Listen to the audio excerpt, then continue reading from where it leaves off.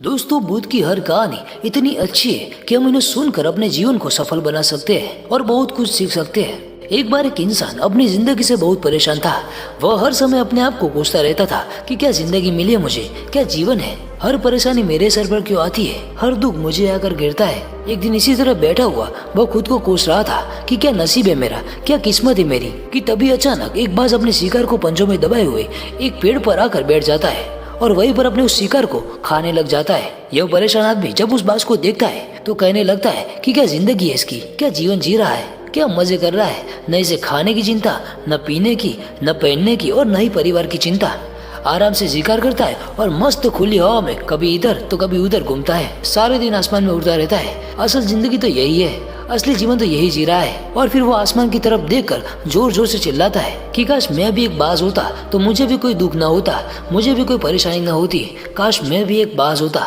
जब वो 2 से 3 बार जोर जोर से चिल्लाता है कि काश मैं भी एक बाज होता तो मुझे भी कोई दुख ना होता, मुझे भी कोई परेशानी ना होती, तो अचानक आसमान में बिजली कड़कने लग जाती है और आसमान से आवाज आती है कि हे इंसान, क्या हमने सच सुना कि तू हमारी दी हुई जिंदगी से परेशान है और तू एक बाज बनना चाहता है। तो इस आकाशवाणी को सुनकर यह इंसान हैरान रह जाता है और आसमान की तरफ देखकर कहता है कि हाँ, मैं सच में अपनी जिंदगी से बहुत परेशान हूँ, हर परेशानी मेरे ही साथ है, हर दुख मुझे ही है, हर तकलीफ मेरे ही साथ है। तो आसमान से फिर आवाज आती है कि इंसान, एक बार फिर सोच ले, हमने तुझे बड़ी प्यारी जिंदगी दी है, लेकिन अगर फिर भी तू चाहता है कि हम तुझे बाज बना दें तो हम तुझे बाज बना देंगे, लेकिन अगर हमने एक बार तुझे बाज बना दिया तो फिर हम तुझे दोबारा बाज से इंसान नहीं बनाएंगे। तो ये आदमी तुरंत जवाब देता है कि मैंने अच्छी तरह से सोच लिया है कि मुझे बाज ही बनना है और एक बार बाज बनने के बाद मैं दोबारा कभी नहीं कहूंगा कि मुझे इंसान बनना है। तभी ऊपर से आवाज आती है कि जैसी तुम्हारी इच्छा, और वह इंसान बाज बन जाता है। बाज बनते ही वह इंसान खुली हवा में उड़ने लगता है।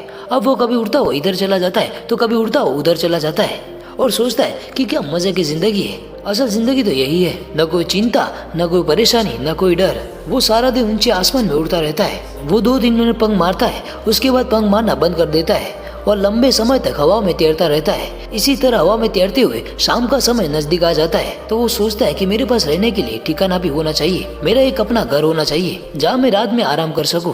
तो यह सोचकर वह छोटी छोटी लकड़ियां इकट्ठा करने लग जाता है और एक ऊंचे पेड़ पर अपना घोंसला बनाने लग जाता है। एक एक लकड़ी इकट्ठा करके वह अपने लिए एक सुंदर सा घोंसला तैयार कर लेता है और रात में उसी में सो जाता है और सोचता है सुबह उठकर शिकार भी करूंगा और सुबह उठकर फिर से मौज मस्ती भी करेंगे और खुली हवा में उड़ेंगे। सुबह होते ही वह शिकार की तलाश में निकल पड़ता है। वह हवा में उड़ता रहता है, ऊपर से जाकर देखता है कि कहीं जमीन में मुझे कोई शिकार नजर आए तो मैं तुरंत जाकर उसे दबोच लूं और वहीं पर खा लूं, लेकिन उसे कोई शिकार नजर नहीं आता।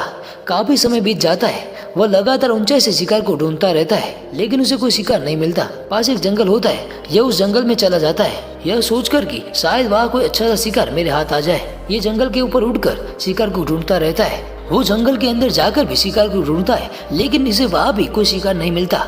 जब शाम का समय नजदीक आ जाता है, वह मायूस होकर वापस अपने घोंसले की तरफ लौट रहा होता है कि रास्ते पर थक कर एक पेड़ के ऊपर बैठ जाता है। जब वह पेड़ के ऊपर बैठा होता है तो उसकी नजर एक बीमार चिड़िया पर पड़ती है जो कि घायल अवस्था में होती है। यह तुरंत जाकर उसे दबोच लेता है, उसके पंख निकल कर अलग कर देता है और उसे खा जाता है। उस चिड़िया को खाने के बाद वह अपने घोंसले की तरफ उड़ जाता है। रास्ते में सोचता है कि चलो बीमार चिड़िया ही सही, लेकिन कुछ तो खाने को मिला। वह अपने घोंसले पर पहुंचकर आराम करने लगता है और सोचता है सुबह एक अच्छा सा शिकार पकड़ना पड़ेगा और अपनी भूख मिटानी पड़ेगी। जैसे सुबह का प्रकाश होता है वह निकल पड़ता है अपने शिकार की तलाश में। अपने शिकार की तलाश में वह हवा में उड़ता रहता है, लेकिन आज फिर कोई शिकार इसके हाथ नहीं आता। काफी समय बीत जाता है, यह ऊंचाई पर जाकर अपनी तेज नजरों से शिकार को ढूंढने की कोशिश करता है, लेकिन इसे कोई भी शिकार नजर नहीं आता। फिर वो पास के जंगल की तरफ चला जाता है, लेकिन इसे वहाँ भी कोई शिकार नहीं मिलता।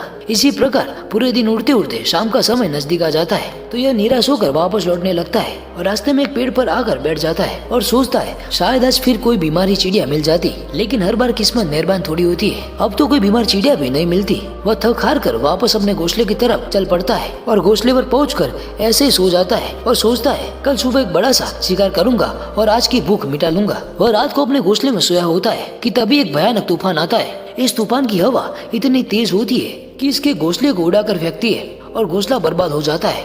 बाज बुरी तरह घायल हो जाता है। तूफान के रुकने के बाद बारिश शुरू हो जाती है। तेज बारिश होती रहती है पर यह किसी तरह से पेड़ों के नीचे छुपकर बैठा रहता है। बड़ी मुसीबत से इसकी रात कटती है। जब सुबह होती है तो बारिश रुक जाती है। बारिश रुकते ही चारों तरफ खुशियाँ छा जाती है, चारों तरफ हरियाली छा जाती है। नदियाँ और झरने तेजी से बहने लगते हैं। सब कुछ फिर से पहले जैसा हो जाता है। लेकिन यह बाज अब पहले जैसा नहीं रहा। इसका पाँव पूरी तरह से घायल हो चुका था। उसकी वजह से इसका पंजा बुरी तरह से शत विकसित हो गया था। और मैं आपको बता दूं कि बाज का जो पंजा होता है वो उसके शिकार को पकड़ने के लिए सबसे जरूरी होता है। कि बाज अपने पंजों से ही अपने शिकार को पकड़ता है, दबोचता है और फिर अपनी चोंच के माध्यम से नोच नोच कर खाता है। लेकिन अब इस बाज का पंजा बुरी तरह से घायल हो चुका था और वह पिछले 2 दिनों से भूखा भी था। ये शिकार की खोज में थोड़ा सा उड़ता है कि शायद फिर कहीं कोई बीमार चिड़िया ही उसे मिल जाए। लेकिन कहाँ बार बार कोई बीमार चिड़िया मिलने वाली थी। वह कुछ देर तक उड़ता है, लेकिन फिर भूख और दर्द के मारे थक कर एक पेड़ पर आकर बैठ जाता है। वह पेड़ पर आकर बैठ तो जाता है, लेकिन उसे पता नहीं था कि यहाँ एक और मुसीबत उसका इंतजार कर रही थी। और वो मुसीबत ये थी कि 8 से 10 कौवों का एक झुंड मिलकर इसे परेशान करने लग जाते हैं। इसके ऊपर आकर इसके घाव में चोंच मारने लग जाते हैं। उन्हें भी पता चल जाता है कि यह बाज घायल है और भूख की वजह से कमजोर भी है। यह बाज उनसे बचने के लिए थोड़ा सा उड़ता है और फिर जाकर बैठ जाता है। उनसे पीछा छुड़ाने का प्रयास करता है, लेकिन वो फिर उसके पीछे आ जाते हैं। तो फिर वो उड़कर थोड़ी दूर चला जाता है, लेकिन कौवों का समूह इसका पीछा नहीं छोड़ता और बार बार इसके पास आकर इसे परेशान करते हैं। कौवे अक्सर बाज के साथ ऐसा करते हैं, लेकिन फिर बाज भी उनके साथ एक खेल खेलता है। जब कौवों का झुंड बाज को परेशान करता है और उनका पीछा नहीं छोड़ता, तो बाज हवा में सीधी उड़ान भरने लग जाता है। वह तेजी से सीधा ऊपर की ओर उड़ने लग जाता है। कौवे भी उसके पीछे होते हैं, लेकिन कुछ देर तक उड़ने के बाद कौवे ऐसी ऊंचाई पर पहुंच जाते हैं जहाँ पर उन्हें ठीक से ऑक्सीजन मिलनी बंद हो जाती है। उनका दम घुटने लग जाता है, उनकी सांस रुकने लग जाती है। तो फिर वो वहाँ से ऊपर नहीं जा पाते, और क्योंकि बाज तो बादलों से भी ऊपर उड़ सकता है, इसलिए वह तो ऊपर चला जाता है। लेकिन कौवे वहाँ से ऊपर नहीं जा पाते और वह नीचे आने लगते हैं। तो इसी तरीके से बाज उनसे अपना पीछा छुड़ा लेता है। लेकिन ऐसा करने के लिए, इतनी ऊंची उड़ान भरने के लिए इस बाज के पास उतनी ताकत नहीं थी, क्योंकि ये भूखा भी था और घायल भी था। तो ये उड़ता और थोड़ी सी दूर जाकर बैठ जाता और कौवे फिर से परेशान करने लग जाते।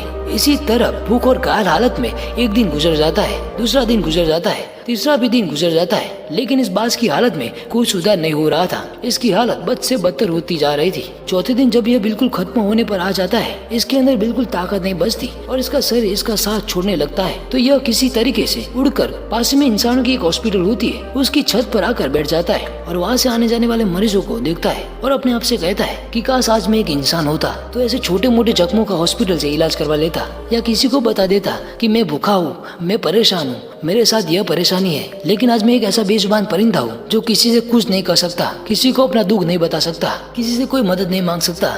यही बात सोचकर यह उसी छत पर अपना दम तोड़ देता है। वह अपनी जान की कुर्बानी तो दे जाता है, लेकिन साथ ही साथ हमें ये सीख भी दे जाता है कि आपको जैसा बनाया गया है, आप जैसे भी हो उसी में खुश रहो और उसी में बेहतर करने की कोशिश करते रहो, ना कि इसी बात से परेशान रहो। काश मैं ऐसा होता, काश मैं वैसा होता, काश मैं ये बन जाऊं। आपको जैसा भी बनाया गया है, आप उसी में अपना सर्वश्रेष्ठ करने का प्रयास करते रहो। दोस्तों, यह कहानी तो काल्पनिक है, लेकिन यह हमें जीवन का एक बहुत ही महत्वपूर्ण नियम सिखा कर जाती है कि हम जैसे भी है अच्छे हैं, बस हमें उसी में अपना सर्वश्रेष्ठ करने का प्रयास करते रहना चाहिए। तो दोस्तों, आपको हमारा ये वीडियो अच्छा लगा हो तो इस वीडियो को लाइक करके अपने दोस्तों के साथ शेयर जरूर कर देना और ज्यादा से ज्यादा कमेंट में हर हर महादेव लिखते जाना।